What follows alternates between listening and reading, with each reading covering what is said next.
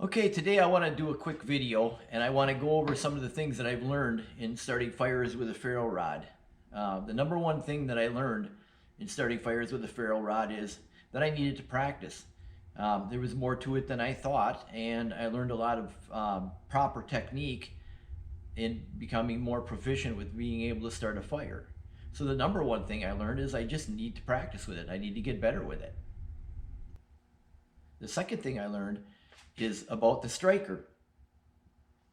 I thought I would just take my knife. I kind of envisioned taking my knife and just hitting the ferro rod, and I would get sparks and I could start a fire, and it's pretty simple as that. But it isn't as simple as that. And I'll give you an example of why and what I found out.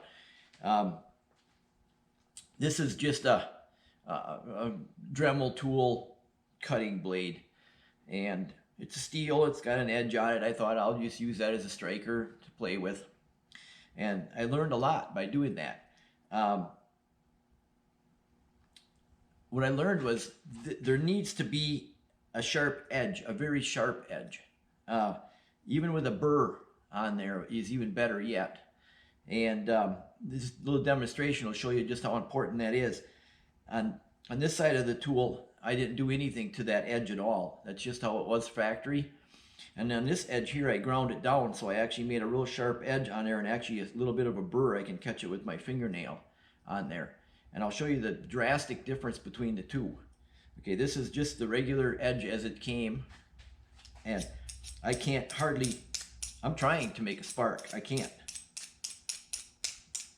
Okay, now the same tool, same metal, and with an edge, with a burr ground onto the edge of that.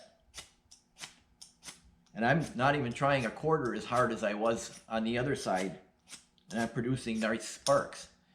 So I don't think it's so much the material as much as it is the burr that's on there. That really sharp edge is very important. And since I learned that, I actually ground the back of my knife blades too to get that same sharp edge on there. And as you can see, that I really get a nice spark from that. So that's the number two thing I learned, is make sure that your striker has a sharp edge and it bites into that ferro rod good, and then you can get yourself a good spark. Here's another little handy trick that I learned working with the ferro rod in the last couple days, and that is when you strike on the ferro rod, you actually pull little shavings off the ferro rod, and if you don't strike hard enough, they don't ignite. But that can work in your favor, and I'll show you here what I mean. If I take my ferro rod and I just grind on it like this without sparking, I'm actually creating a pile of those little shavings off the ferro rod. And they really ignite. Well, you can see I've got a little pile of those shavings now.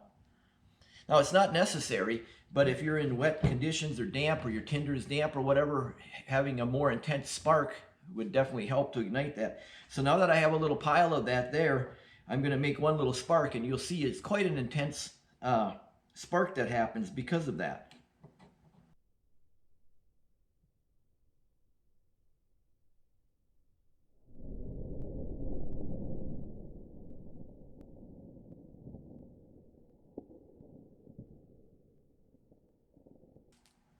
See that?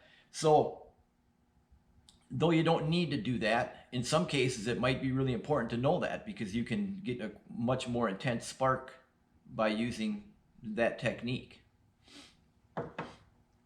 Okay, so using all these techniques now that I just discussed, I'm going to start a little fire really quickly here.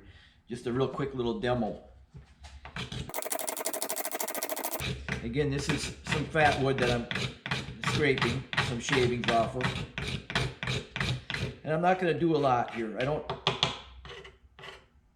don't want to sustain a fire or anything. I just want to get ignition here, just to do a little quick demonstration. What I'm hoping you'll see is that my technique has greatly improved, and I don't have to work really hard with the ferro rod. I don't have to strike hard.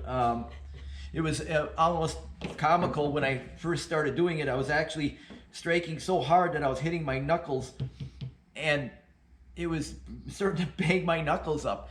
And now you'll see that you don't even have to do anything near that. It's much more simple once you learn proper technique.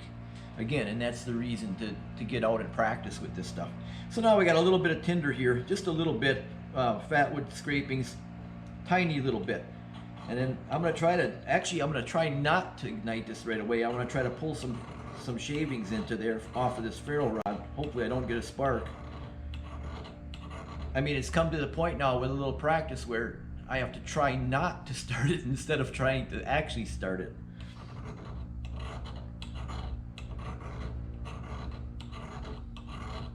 Okay, so now I got a little shavings in there, which is not, like I said, not necessary, but it sure does help. Now I'm going to try to make one spark and get this thing going with one easy spark with very little effort. Oh, there.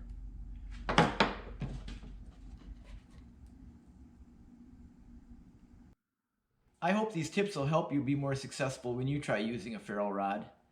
And once again, thanks for watching.